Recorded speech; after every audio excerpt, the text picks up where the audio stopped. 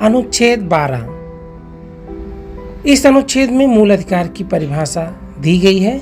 मूल अधिकार वो अधिकार हैं जो हमें सरकार के विरुद्ध प्राप्त होते हैं, जो हमें अधिकारों को सुरक्षित रखते हैं तथा विधि द्वारा ये प्रवर्तनीय होते हैं। फ्रेंड्स, हमारे चैनल को सब्सक्राइब कीजिए, शेयर कीजिए और कमेंट कीजिए, जिससे कि और भी अच्छी वीडियो आपके लिए ला सकें। अनुच्छेद 13, मूल अधिकारों पर निर्बंधन। कि इस अनुच्छेद में हमारे मूल अधिकार को किसी दूसरे के मूल अधिकार को प्रभावित करने तो हमारे मूल अधिकार पर रोक लगाया जा सकता है, जिसे संविधान पर मूल अधिकारों का अल्पीकरण कहते हैं, क्योंकि यह उस आचरण को रोकता है जिस आचरण से हम दूसरे के मूल अधिकारों को प्रभावित करते हैं तथा उनको कम करते हैं। ये इस अधिकार को प्रवर्तन करने के लिए हमारे उच्चतम न्यायालय व उच्च न्यायालय को अधिकार दिया गया है। अनुच्छेद 14 से अनुच्छेद 18, समानता का अधिकार। अनुच्छेद 14। इस अनुच्छेद में विधि के समक्ष समानता अर्थात कानून के सामने सब समान है, यह व्यवस्था ब्रिटेन से ली गई है, जबकि कानून के समान संरक्षण की व्यवस्था अमेरिका से ली गई है। इसका मतलब यह है कि देश में कोई भी व्यक्ति चाहे जिस पोस्ट पर हो, कानून सबके साथ एक समान व्यवहार करेगा। इनमें सिर्फ और सिर्फ आपराधिक कानून ऐसे कानून हैं जो कि सबके साथ समान व्यवहार होगा।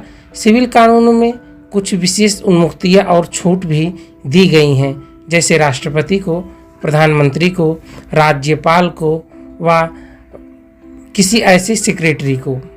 अगला है अनुच्छेद 15, जिसमें भेदभाव विस्तार से समझाया गया है। इस अनुच्छेद में जाति, धर्म, लिंग, जन्म स्थान के आधार पर सार्वजनिक स्थानों पर या स्थलों पर रोक तो वह अन्य किसी भेदभाव से नहीं लगाया जाएगा। इसका मतलब यह हुआ कि जिन सार्वजनिक स्थान के निर्माण में सार्वजनिक धन लगा हो, सरकार का धन लगा हो, ऐसे सार्वजनिक स्थान पर कोई जातिगत, लिंग व अन्य किसी आधार पर भेदभाव नहीं करेगा, क्योंकि इस पर अब कानून बन चुका है। अनुच्छेद 16, आरक्षण।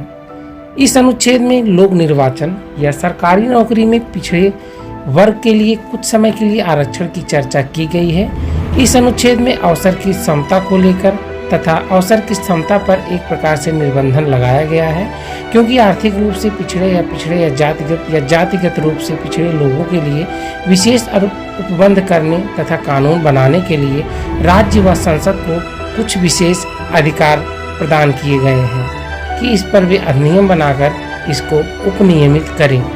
अगला है अनुच्छेद 17, छुआछूत। इस अनुच्छेद में छुआछूत के अंत के बारे में बताया गया है। इसमें कहा गया है कि अगर राज्य निधि द्वारा पोषित कोई भी ऐसा सार्वजनिक स्थान पर छुआछूत, जातिगत व जन्म व धर्म के स्थान पर कोई भेदभाव नहीं किया जाएगा। इसका मतलब सार्वजनिक कुओं व ऐसे सार्वजनिक पार्क के स्थान पर कोई भेदभाव नहीं किया जाएगा।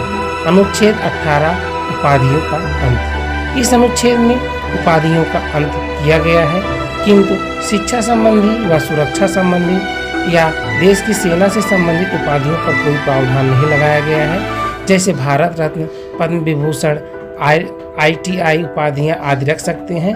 विदेशी उपाधि रखने से पूर्व राष्ट्रपति की पूर्व अनुमति लेनी आवश्यक है। उपाधियों के बारे में हम बता दें कि जैसे पिछली अंग्रेज सरकार में राय बहादुर, राय रतन, नाइटहुड आदि इत्यादि सभी प्रकार की उपाधियों का अंत हो गया है। अगला अनुच्छेद है स्वतंत्रता का अधिकार। ये अनुच्छेद 19 से 22 तक में वर्णन है, जिसमें पहला अनुच्छेद 19, अभिव्यक्ति की स्वतंत्रता, बोलने की स्वतंत्रता, झंडा लहराने की स्वतंत्रता, पुतला जलाने, RTI तथा प्रेस की स्वतंत्रता। इस प्रकार से अनुच्छेद 1A में व्हाट्सएप पर लिखने, चैट करने, फेसबुक पर लिखने वालों के लिए किसी भी बारे में तथा अनेक प्रकार के सोशल मीडिया द्वारा अपने अभिव्यक्ति की स्वतंत्रता को संविधान द्वारा सुरक्षित किया गया है। इसमें यह भी बताया गया है कि किस प्रकार से ये स्वतंत्रता, बिना हथियार सभा करने की स्वतंत्रता, संगठन बनाने की स्वतंत्रता, बिना रोक के चारों ओर घूमने की स्वतंत्रता, भारत में किसी भी क्षेत्र में जाकर बसने की स्वतंत्रता, संपत्ति का अधिकार, यह भी मूल अधिकार में शामिल था, लेकिन यह कानूनी अधिकार हो गया और इसका वर्णन अनुच्छेद 300 सबसेक्शन 1 में किया गया है।